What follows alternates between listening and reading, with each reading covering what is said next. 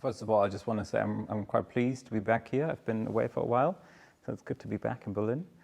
I've been on a 3-month retreat, so I was 3 months in the mountains, meditating and studying and doing all sorts of Buddhist-y things, things you do when you're a Buddhist.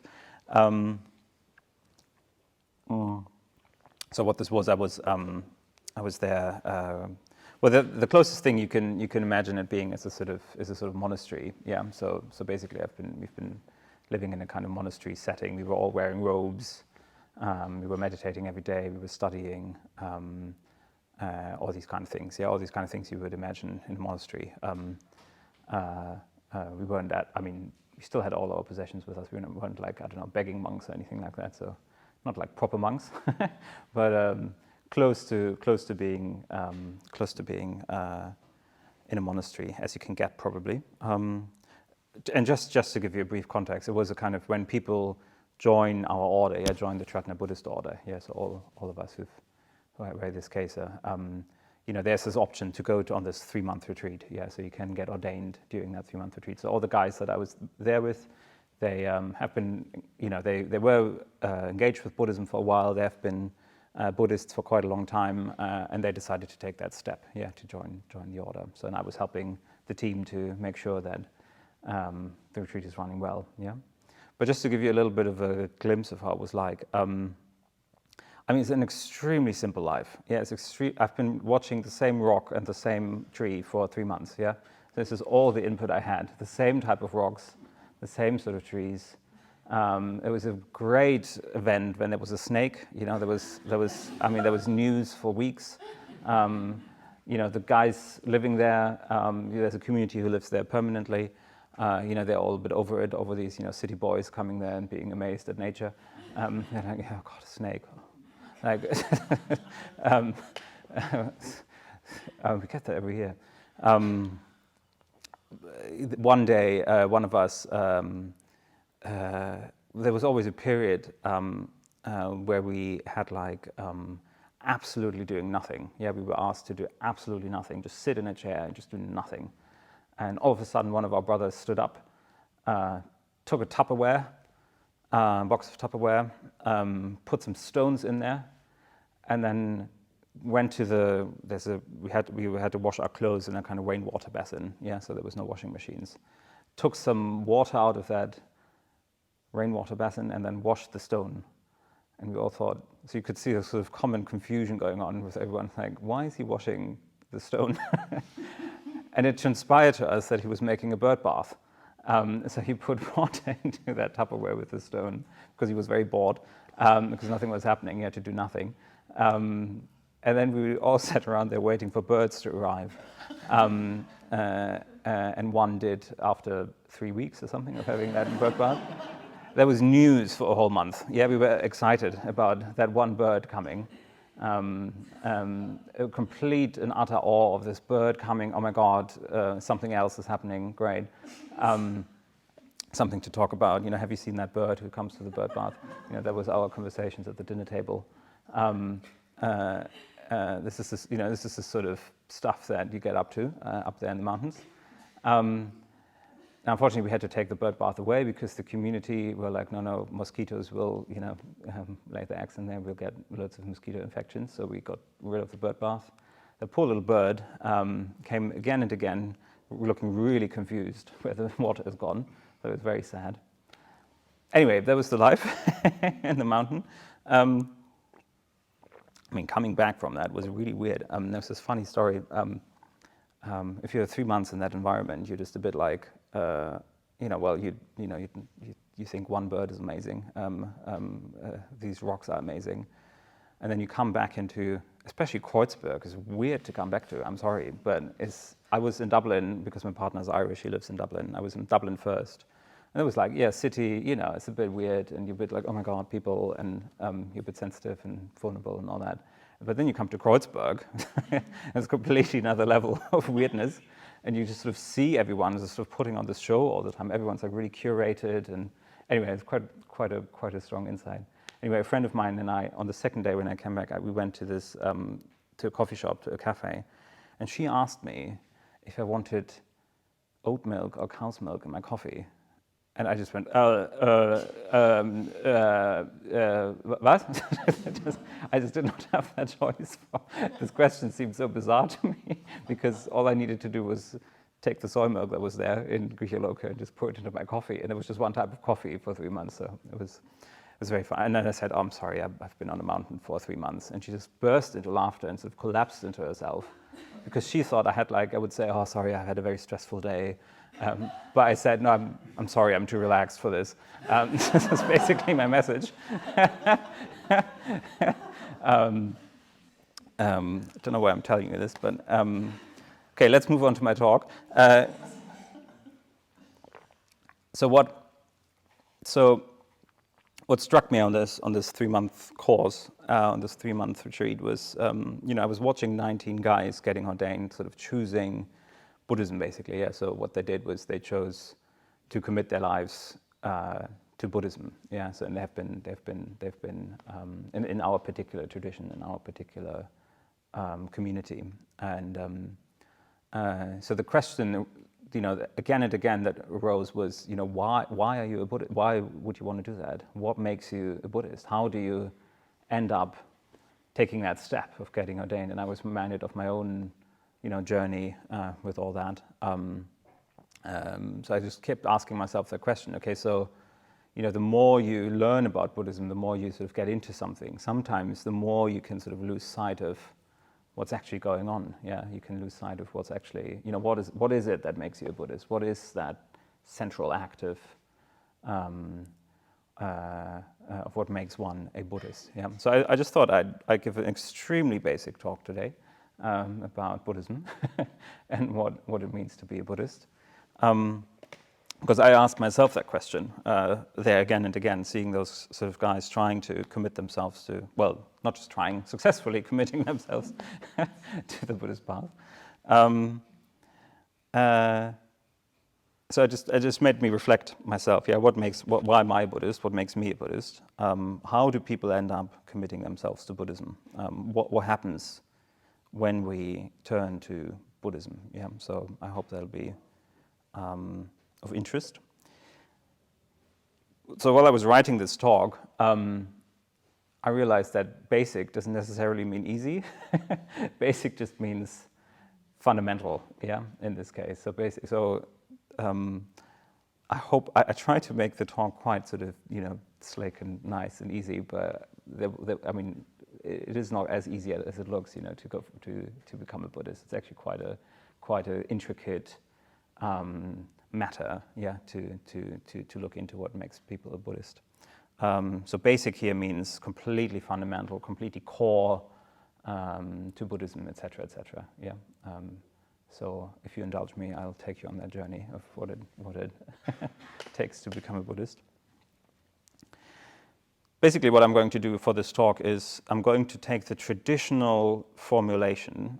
So traditionally, when people become Buddhists, when it goes all the way back to the time of the Buddha. What happens is, people get inspired, people hear, a saying of the Buddha, they hear a teaching, and then they say, amazing, wonderful. I go for refuge to the Buddha, I go for refuge to the Dharma, I go for refuge to the Sangha. So the Buddha is quite clear, that's him. He's a historical person who gained enlightenment and taught that. The Dharma is the teaching. You go for refuge to the teaching, and you go for refuge to the community. That is the Sangha. That is the third thing I said. And I will go through that. So traditionally, it is going for refuge to what we call the 3 jewels. Yeah. So the 3 jewels are the Buddha, his teaching, and the community. So we say to the 3 jewels for refuge I go. So what I'll do is I'll first talk about what this whole language of refuge means. Why are we saying refuge? What is that? Why? From what to where? What does refuge mean in this context? Then I'll talk a little bit about the I go part, because I think that's quite important. Why are we saying I go? And then I go into a little bit more detail about the 3 jewels themselves. Yeah, so it's a bit of a structure for you there. And then let's see what we can make of that. I was reading I was reading a talk in preparation for this from our teacher, Sangharakshita. It's actually a little booklet now. It's called The Meaning of Conversion in Buddhism. So he's basically talking about what I'm talking about now, or I'm talking about what he was talking about. Basically, I'm going to quote him a lot, so do look up that talk, The Meaning of Conversion in Buddhism. And he says conversion, already in that word, you have that language of turning, don't you? Something is turning. So there's a sort of double movement. You turn away from something, and towards something. He says, when you convert to anything, whether it be Buddhism or whatever it might be, something very, very essential changes in you. Yes, something very, very deep changes. There's a change of heart. Yeah, there's a change at the very core of your being. That takes place. And he says, so he's not even talking about Buddhism here. He says a change of heart takes place, which leads you to stop running after the transitory things of this world and direct your attention and energy to the sublime, everlasting things of the spirit. So this is when you sort of commit to religious life. Yeah, this is what happens. Could be Buddhism, could be Christianity, could be anything. Yeah, this is the sort of natural process of what's happening. Some sort of change of heart is there. There's a sort of turning away from something towards something, and in this case, you turn away from running after the transitory things of this world and directing our attention and energy to the sublime, everlasting things of the spirit. So basically, this is just a different way of saying, to the 3 jewels for refuge I go. Yeah, so I'm just giving you a little bit of a synonym here. What that means. Okay, well, let's look into that traditional formulation. So people since the beginning of Buddhism have said, to the 3 jewels for refuge I go. So let's look into refuge. So why refuge? What does refuge mean in this context? Well, usually, I don't know. Maybe I throw it to you. What's a refuge? What does refuge mean?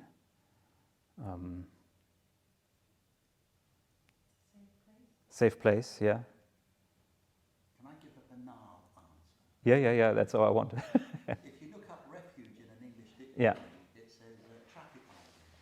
All right. Yeah. Which is a safe place. Yeah. Really like that. Yeah. You can hide there. Yeah. Yeah. The place where you have no distractions. Ah, yeah, interesting. Yeah.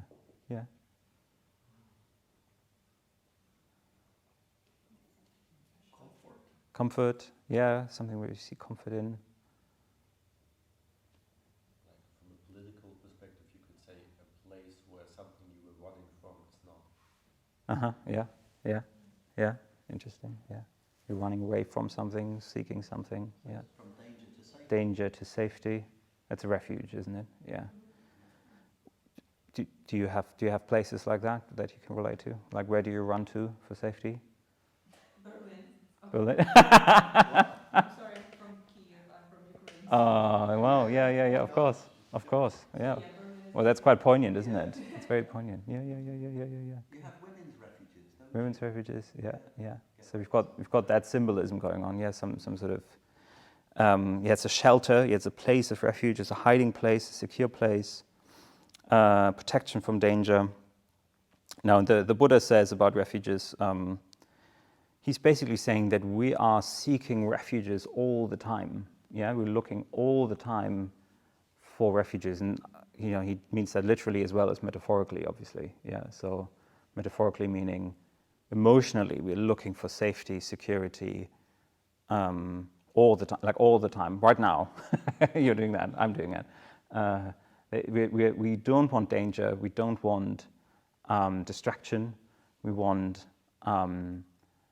safety, comfort. Someone was saying comfort. Even comfort is a nice one, isn't it? It feels safe, feels lovely, feels very comfortable. So the Buddhist vision is that it's a very natural and normal tendency to seek refuge, to seek something which is safe, which doesn't doesn't harm us in any sort of way, which makes us feel comfortable. This is sort of the Buddhist vision. The Buddha says, and he talks in a very Indian sort of language there. He says that most of us, even all of us, we run to all sorts of things for refuge. He was saying the people were running to like wayside shrines, to holy trees for refuge. They were praying to the local deities and gods for refuge, trying to gain safety, security out of all that. So he's saying this is happening all the time. We're doing that all the time, and well, you can ask yourself, what are you going for refuge to at this moment, for example? I tend to go for refuge to, I don't know, I'd say things like food, sex, and drink. Things that quite alluring, quite sort of deceiving refuges, aren't they? They're quite, look good. Once once you're there, I guess, once you're over it, once you're on the other side. Anyway, we try to have them again. We go for refuge. Ambition, career is a strong one. Ambition, we want to be someone. We want to, when we enter a room, we want people to be like, "Oh, he's entered the room. Interesting." This is sort of what we want, isn't it? We want to be like, okay, the world is sort of being like, "Oh, such and such has entered the room." So there's all these things. There's cravings. There's hatreds. But there's even things like refined pleasures that we go for refuge to. You can see it here all the time. We sort of, as I said, coming back here is quite a strong sort of like, it's a bit of a shock when you've been in nature for a long time. There's all these islands here of refined hedonism. So refined, we're just trying to take craving and pleasure and just take it a bit nicer, make it even nicer, like a nice wine bar, like a nice coffee shop. The flat white needs to be, and that roast rather than that roast of coffee beans and stuff. And we only had instant coffee there, and it's fine for 3 months. It's really fine. It's not a problem. We will survive. And do you see what I mean? We try to sort of build up a kind of, at least that's the Buddhist vision. That's the Buddhist vision. We're trying to constantly build up this kind of, being, this kind of identity around something. And we go for refuge to all these different things. It can be positive things, it can be negative things. We're trying to, instead of sort of relying on, just existing really, and instead of relying on just ourselves, as it were, we keep, looking at things outside of ourselves, things that look amazing, that look like, okay, if I just have that, if I just can get that job, that apartment, that that reputation, everything, I'll be safe, I'll be fine. I won't, maybe even more than safe, I'll be amazing. I'll be an even better person. So do you see what I mean? It's this constant kind of pushing and pulling of emotions which is going on. There's constant trying to twiddle around with experience, with reality, trying to make experience just a little bit better, just a little bit better than what we have. So the Buddha is saying, well, from a sort of absolute point of view, these refuges are all not real refuges. They might be a refuge for a while. They might be a refuge for, that sex feels good, initially.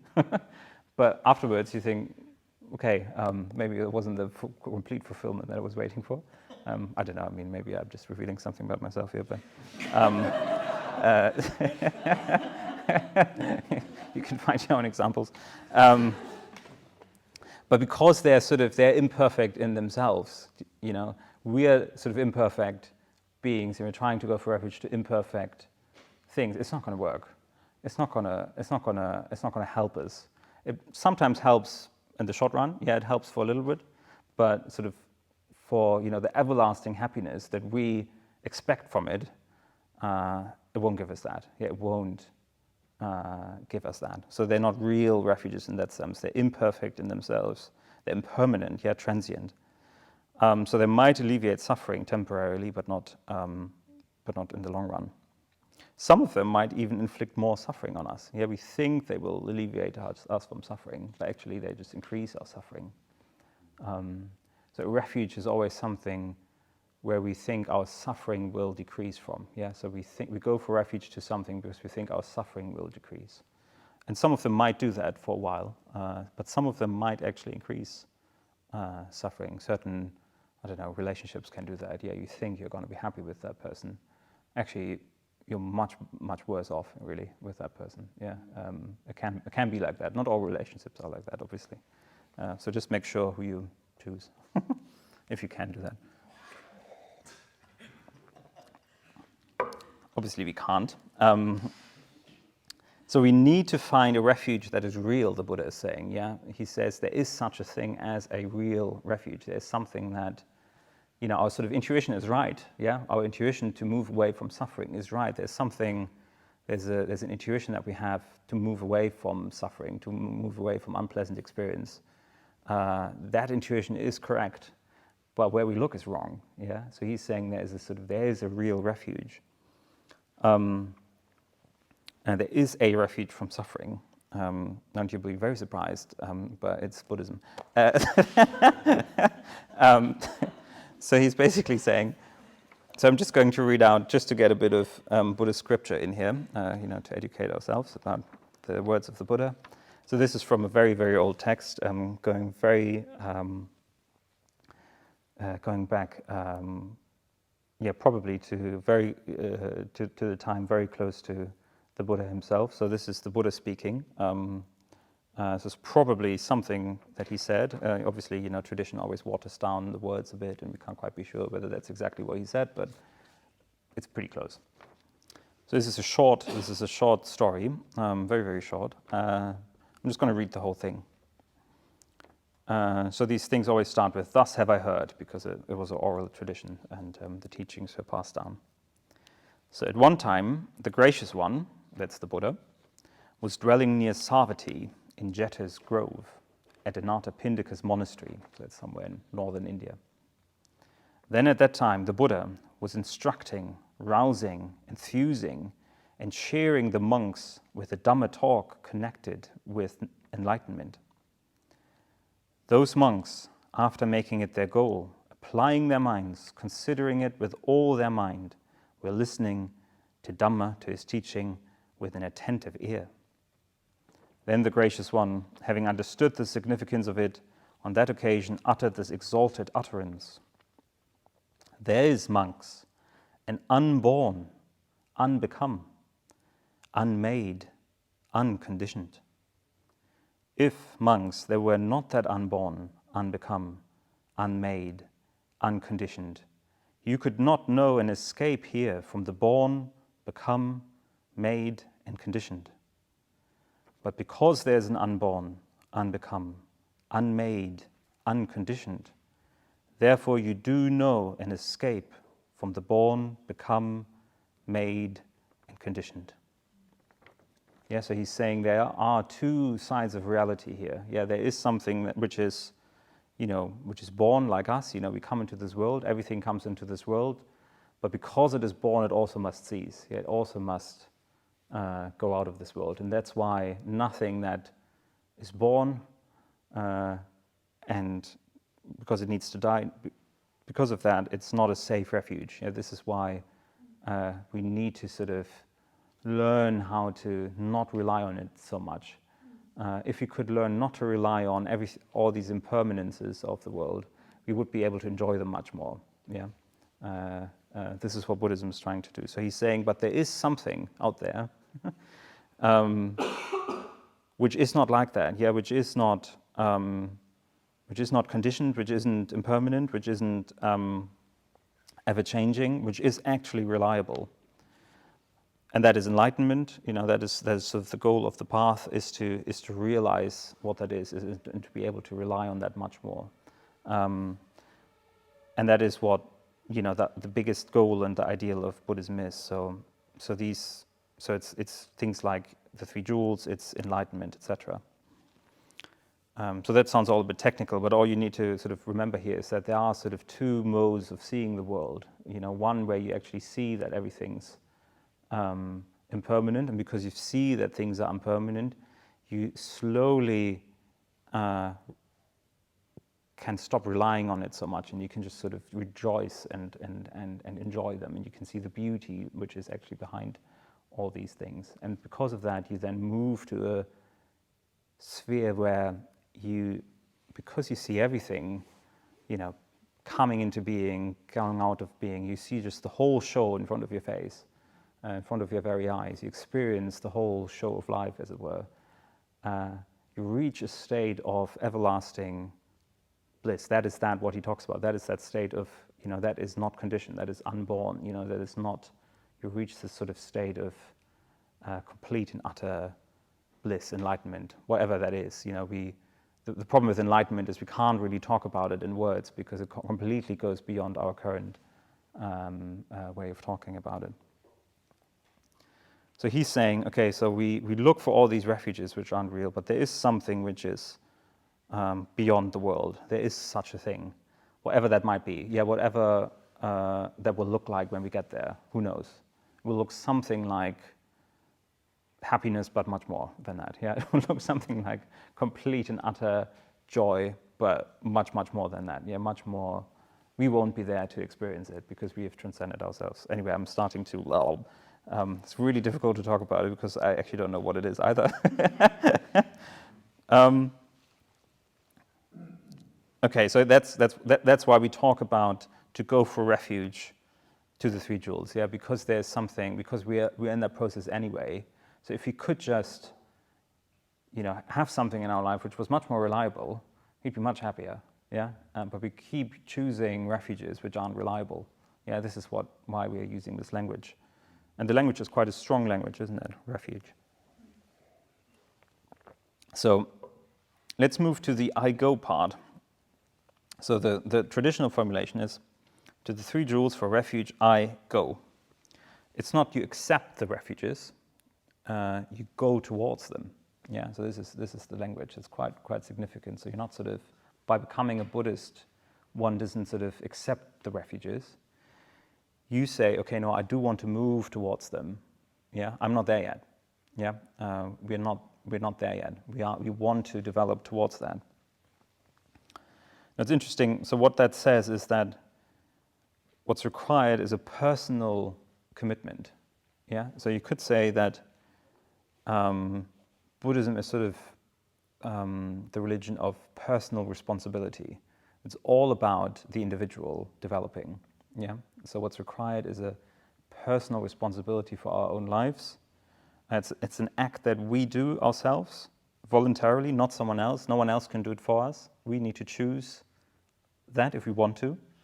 We can't be forced into it. That would be a contradiction in terms. No one can be made a Buddhist. It's only individuals who can choose to become Buddhists. Yeah, it's only we ourselves can put that ideal onto us, so to say. Yeah, only we can choose to move towards that. So that's I think what's trying to be signified here with the I go bit. So what needs to happen is, we need to sort of awaken a sense of agency for our own lives. We need to say, okay, I might have been, trying this and that, and I've been kind of swayed around by my life, and my life is sort of taking agency of myself. But actually, let me reverse that. Let me actually now become the main agent of my life. Let me become behind the steering wheel again of my life. So let me integrate myself.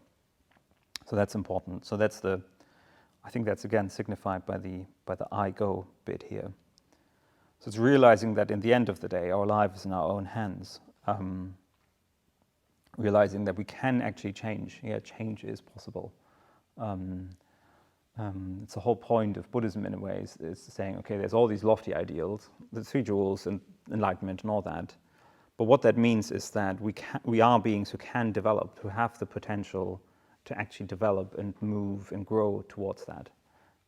That's what it means. It's saying that, all of us have that potential within us to grow, to change. If everything's changing anyway, if everything's impermanent anyway, well, great, we are impermanent. We can then, change as well. We don't have to stay like that. We don't have to stay the way we are. We can become more we can become more integrated, more of an agent of our own life. And then the go bit, I go is, well, there is a path that I can walk. Yeah, there is a path, a direction to go along.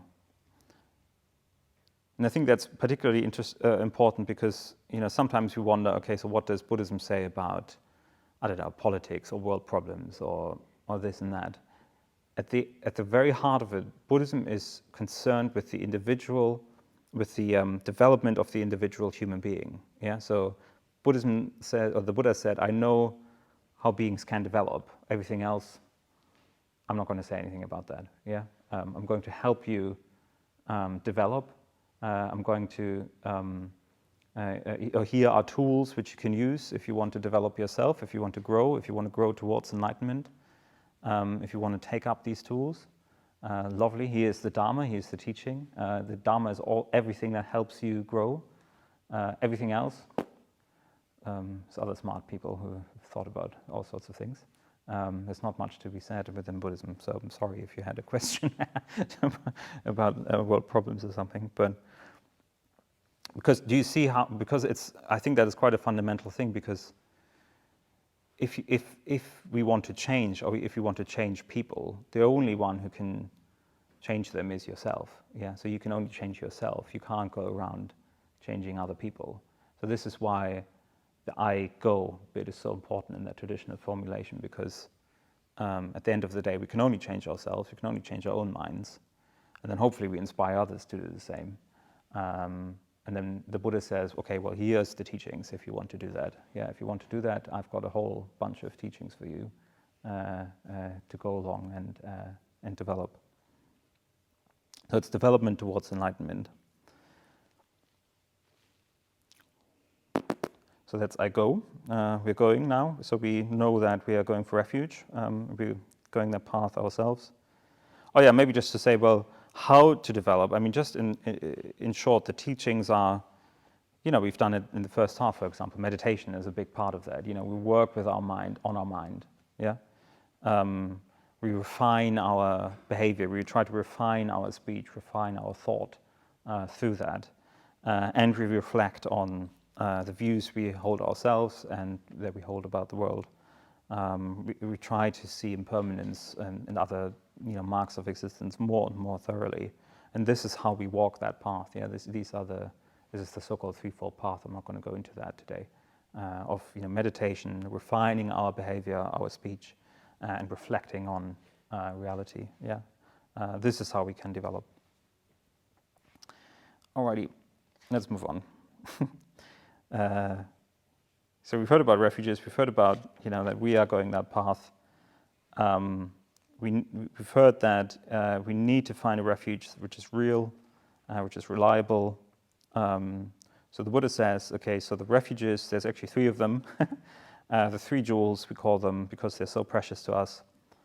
And they are the Buddha, the Dharma, and the Sangha. So this is what we can go for refuge to. The Buddha is, I'm going to go through them in a minute. So these are the things, if we take them as our refuge, if we take them at the heart of our lives, we will develop, even though it's not always an easy path. It's actually, Sangharakshita in one of his poems says it's actually a hacked path through a jungle.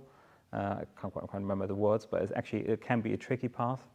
But if you rely on these 3 things, success is ensured. Yeah, and that's what I'm holding on to as well. That hope. That's what we all hope that is actually true. Otherwise, we'd be making a right fool of ourselves. Anyway, let's go into it. So what does it mean to go for refuge to the Buddha then? I'm just going to go through these 3 individually. So the Buddha is the enlightened one. Yeah, it's the one who got enlightened sort of first, as it were. He didn't have a teacher. He got enlightened out of his own efforts. And obviously afterwards there's been other enlightened beings as well, but they all had his help, so to say. Yeah, they all had the help of other enlightened beings or other teachers.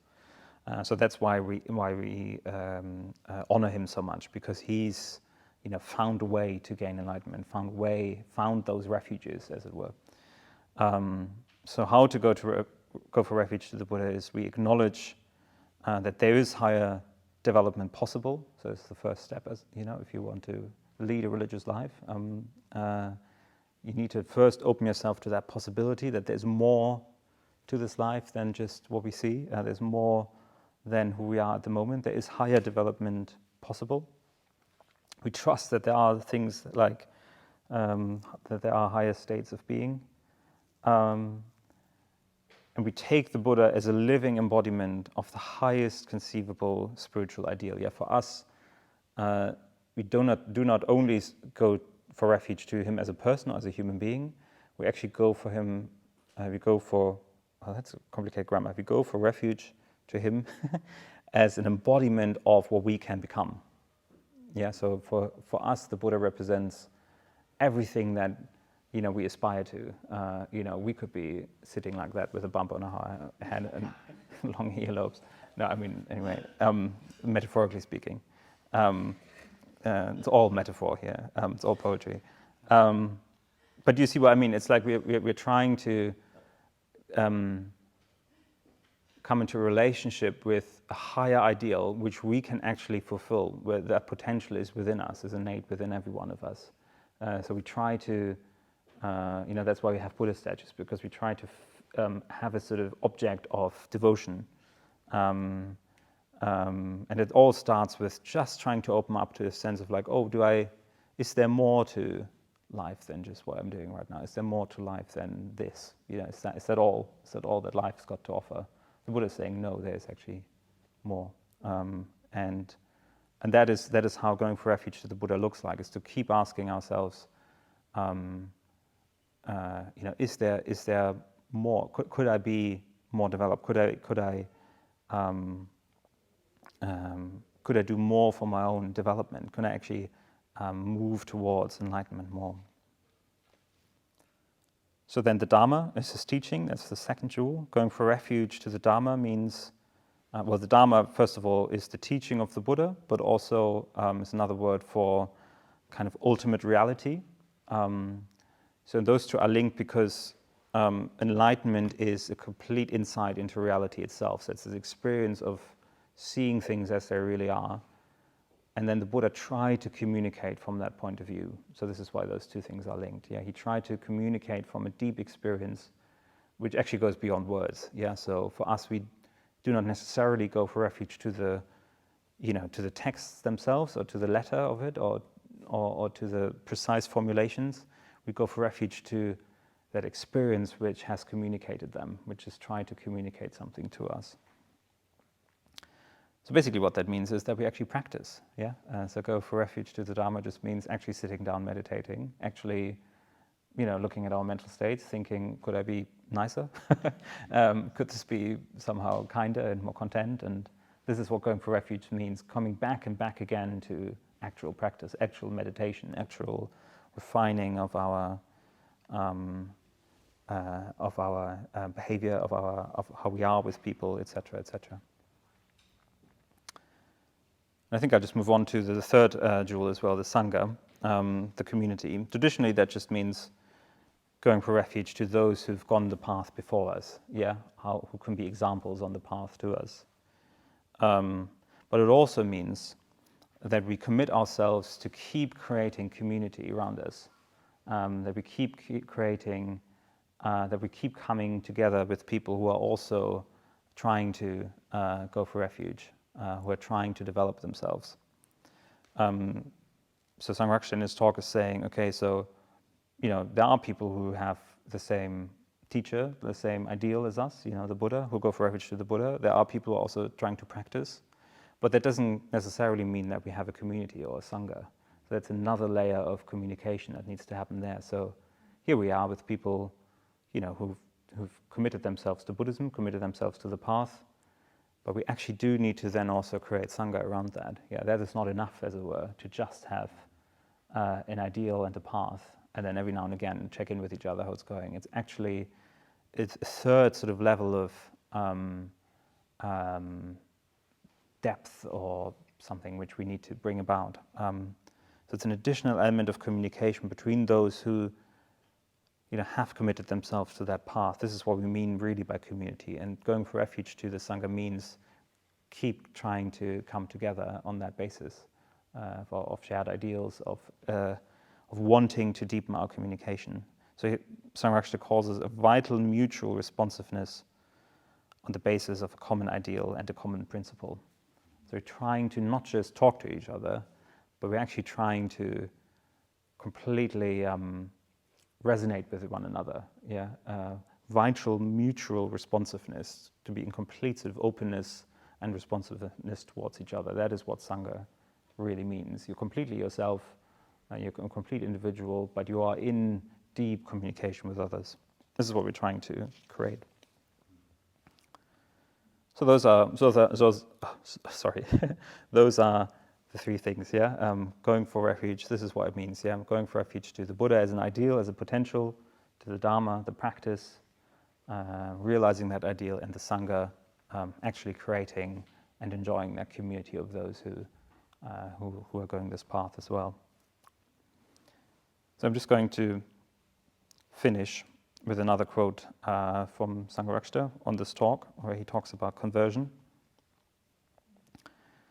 And he says, he sort of summarizes in different words what I've just said, which I find quite helpful. So he says, conversion, again, he uses that word, conversion can come about in a gradual way, or there may be a moment of conversion.